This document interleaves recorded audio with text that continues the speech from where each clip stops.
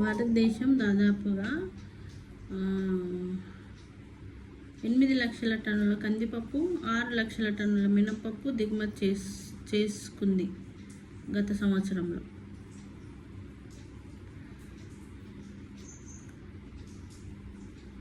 దేశీయంగా ఏటా వినియోగమయ్యే పప్పు ధాన్యాల్లో 15% వరకు భారత్ దిగుమతి చేసుకుంటుంది.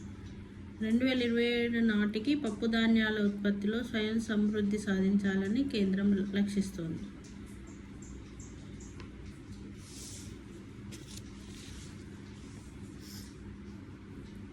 దేశీయంగా పప్పు ధాన్యాలు దాదాపు 20% విస్తీర్ణంలో సాగవుతున్నాయి. ప్రపంచ ఆరోగ్య సంస్థ సిఫార్సు ప్రకారం రోజుకు 80 గ్రాముల పప్పు ధాన్యాలు వినియోగించాలి.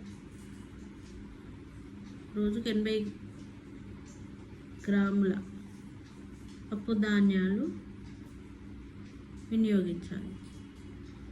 పప్పు ధాన్యాలను పేదల ప్రోటీన్గా పరిగణిస్తారు. భారత్ 2023-24లో మొత్తం 46.5 లక్షల టన్నుల మేర వివిధ రకాల పప్పులను దిగుమతి చేసుకుంది. 2022-23లో ఇది 25 లక్షల టన్నులు. Canada, Myanmar, Australia, Mozambique, Tanzania నుంచి పప్పులను అధికంగా దిగుమతి చేసుకుంటుంది.